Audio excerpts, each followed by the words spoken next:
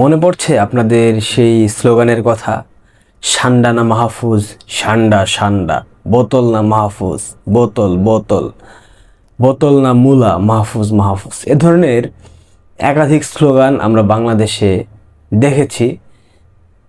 তারা কিন্তু এখনো ক্ষমতার মসনদে বসে রয়েছে, এখনো তারা ক্ষমতার বাইরে নয়। তারা সর্বোচ্চ ক্ষমতা ভোগ করছে, সর্বোচ্চ ক্ষমতার মসনদে বসে ছুরি চালাচ্ছে বাংলাদেশের মানুষের উপর। তারপরেও এই অবস্থাতেও তাদেরকে কিন্তু বাংলাদেশের মাটিতেও রক্ষা করেনি কেউ। তাহলে তারা কিভাবে এখনো দাম্ভিকতার সাথে কথা বলে, কিভাবে এখনো চিন্তা ভাবনা করে যে তারা আগামী দিনে কিংবা অদূর ভবিষ্যতে তারা বাংলাদেশের মানুষের হাত থেকে রক্ষা পাবে? এমনটা ভাবার কোনো অবকাশ নেই। অন্তর্বর্তী সরকারের তথ্য উপদেষ্টা, তথ্য বাবা মাহফুজ আলম, যাকে ডক্টর ইউনূস মাস্টার মাইন্ড হিসেবে পরিচয় করিয়ে দিয়েছিলেন, অর্থাৎ জুলাই আগস্টের সেই জঙ্গি অভ্যুত্থানের master mind Mahfuz Alam new ইয়র্কে গিয়েছেন হয়তোবা কোনো ব্যক্তিগত কাজে, হয়তোবা সরকারি কোনো কাজে। সেখানে তাকে যে দৌড়ানি দেওয়া হয়েছে, এটা নিঃসন্দেহে যদি একদিক থেকে বিবেচনা করা হয় বাংলাদেশের সরকারের জন্য একটা লজ্জাজনক পরিস্থিতি। যদি আপনি অন্য দিক বিবেচনা করেন, মুক্তিযুদ্ধের সপক্ষের শক্তির মানুষজন গতকাল নিউ ইয়র্কে তাকে যেটা করেছে, শুধুমাত্র গায়ে হাত তোলা বাকি ছিল, এর বাইরে যা যা করা প্রয়োজন সবই করা হয়েছে। নিউ ইয়র্ক ছাত্রলীগ, যুবলীগ, স্বেচ্ছাসেবক লীগ, আওয়ামী লীগ এবং মুক্তিযুদ্ধপন্থী বিভিন্ন সংগঠন তাকে দৌড়ানি দিয়েছে। দর্শক, ভিডিওটা আপনাদের একবার তো দেখা উচিত।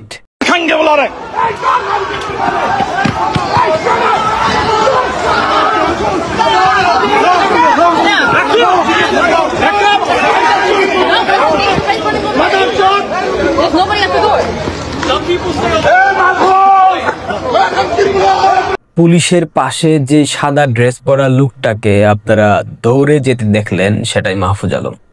একজন সরকারের উপদেষ্টা, এখন সরকারে রয়েছেন, তাকে যদি এভাবে দৌড়ানি খেতে হয়, অদূর ভবিষ্যতে যখন সরকারে থাকবেন না, এবং এই সরকার তো দীর্ঘমেয়াদে থাকার প্রশ্নই আসে না, তখন তার পরিস্থিতি কোথায় গিয়ে দাঁড়াবে আপনারা কি একবারও ভেবে দেখেছেন?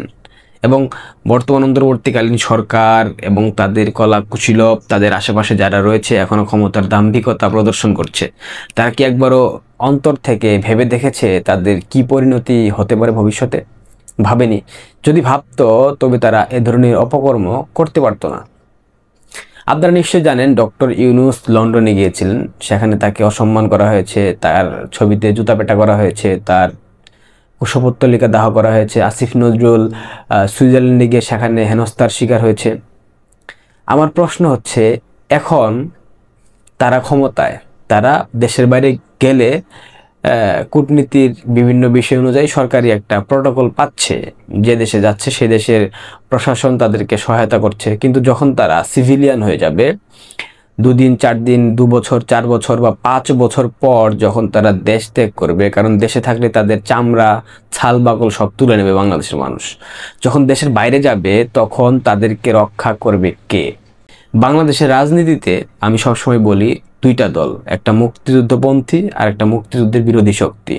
মুক্তিযুদ্ধের সপক্ষের শক্তি মুক্তিযুদ্ধপন্থী দল আওয়ামী লীগ, আর বাকি সবাই স্বাধীনতা বিরোধী শক্তি। বিএনপি একটা আপাদমস্তক স্বাধীনতা বিরোধী শক্তির দল, যার জন্য তাদের নেতা ফজলুর রহমান সাহেবকে এত অপদস্থ অপমান করার পরেও তারা কোনো প্রকার বিবৃতি না দিয়ে উল্টো রাজাকারদের পক্ষপাতিত্ব করে ফজলুর রহমান সাহেবকে সুকোজ করেছে। এর থেকে আর কোনো উদাহরণ আমার মনে হয় না টানতে হবে। বিএনপি একটা স্বাধীনতা বিরোধী শক্তি। মাহফুজ আলম যে গতকাল মার্কিন যুক্তরাষ্ট্রে এরকম একটা হেনস্থার শিকার হয়েছে, সে টানা একটা ঘরে প্রায় 14-15 ঘন্টার মতো একটা বিল্ডিং অবস্থান নিয়েছিল, সেখানে আটক ছিল। মাহফুজ আলমের যে প্রিয় ব্যক্তি বিহারী ইলিয়াস, সে ফেসবুকে একটা ভিডিও শেয়ার করে স্ট্যাটাস দিয়েছে, সরকার আওয়ামী লীগের ব্যাপারে নমনীয় হতে শুরু করেছে, অথচ উপদেষ্টা মাহফুজ আজকে নিউ ইয়র্কে পেটানো ছাড়া সবই করেছে আওয়ামী লীগ। দীর্ঘ সময় মাহফুজকে হলের ভেতরে আটকে রাখা হয়। এদের ছবি দেখে ব্যবস্থা নেবেন কিনা সিদ্ধান্ত আপনাদের। আওয়ামী লীগ কখনোই মানুষ হতে পারে না, ওদের সাথে মানবতা দেখায় কোনো লাভ নেই। আপনাদের শিক্ষা দেবার জন্য মাঝে মধ্যে ইচ্ছা হয় বলি আওয়ামী লীগ আরও একবার ক্ষমতায় আসুক, তারপরে বুঝবেন আওয়ামী লীগ আপনাদেরকে কত আদর করে। বিহারি ইলিয়াসের কাছে প্রশ্ন, বিহারি তোমার প্রিয় পাত্র মাহফুজ আলম নিউ ইয়র্কে গিয়েছে, তুমি তাকে অবশ্যই সেভ করার জন্য, প্রটোকল দেওয়ার জন্য তুমি যেতে পারতে, তুমি কেন গেলে না? সেটা আসলে আমার প্রশ্নের জায়গা তৈরি করছে। সে যায়নি, বাট তার একটা ব্যক্তিগত কাউকে সে সেখানে ছবি তোলার জন্য পাঠিয়েছিল। দেখেন ভিডিওতে তার অবস্থা কতটা নাজুক করে ছেড়েছে মুক্তিযুদ্ধপন্থী মানুষজন।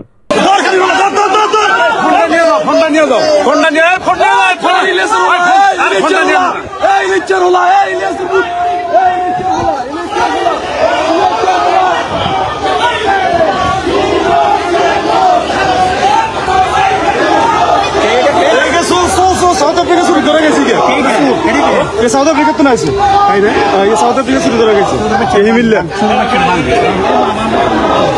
সরকারের ক্ষমতায় থাকাকালীন একটা উপদেষ্টার যদি এরকম পরিণতি হয়, তাহলে অদূর ভবিষ্যতে এদের পরিণতি কোথায় গিয়ে ঠেকবে আপনারা চিন্তা করেন।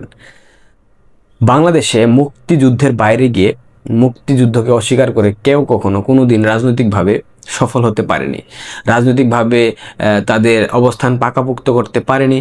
বিএনপিও বিভিন্ন সময় মুক্তিযুদ্ধ নিয়ে রাজনীতি করেছে, আবার তাদের সফল যখন তারা হয়েছে সেই এজেন্ডা বাস্তবায়নে, তখন তারা মুক্তিযুদ্ধকে ছুঁড়ে ফেলেছে। এখনও চেষ্টা করছে মুক্তিযুদ্ধ নিয়ে রাজনীতি করার, বাট সেটা তারা পারবে না, কারণ তাদের মধ্যে সেই আদর্শ নাই। আদর্শ তো আসলে মুখে বলে হয় না, আদর্শ ভেতর থেকে ধারণ করতে হয়। বিএনপির মধ্যে সেই ধারণ করার বিষয়টা নাই। দর্শক, আপনারা বিবেচনা করেন সান্ডা মাহফুজকে আসলে কি করা উচিত ছিল। সে যেভাবে দৌড়ানি দিয়েছে চোরের মতো, এভাবে তো কোনো সরকার প্রধান কিংবা কোনো সরকারের ব্যক্তিবর্গ কোনোদিন বিশ্বের কোনো দেশে গিয়ে দৌড়ানির শিকার হয়েছে কিনা আমার জানা নাই। আপনারা যদি জেনে থাকেন আমাকে জানিয়ে যাবেন। তো সবশেষে আমাকে বলতেই হচ্ছে, প্রধান উপদেষ্টা ডক্টর মোহাম্মদ ইউনূস তিনিও তো দেশের বাইরে চলে যাবেন। সেফ এক্সিটের জন্য অলরেডি তিনি আবেদন করে ফেলেছেন, বিভিন্ন চেষ্টা চালাচ্ছেন। তিনি দেশের বাইরে গিয়ে আদৌ কি সেফ থাকতে পারবেন? তিনি কি নীরবে নিভৃতে কোথাও গিয়ে বসবাস করতে পারবেন? কারণ পৃথিবীর প্রত্যেকটা দেশে, Europe, America, London, Canada, Australia থেকে শুরু করে বিভিন্ন যে উন্নত মানের দেশগুলো রয়েছে, সেখানে তো আসলে গিয়ে তিনি সার্ভাইভ করতে পারবেন না। কারণ প্রত্যেকটা দেশে স্বাধীনতাপন্থী, মুক্তিযুদ্ধপন্থী অনেক মানুষ রয়েছেন। তারা তো এ দেশকে ধ্বংস করার অপরাধে তাদেরকে ছেড়ে দেবে না।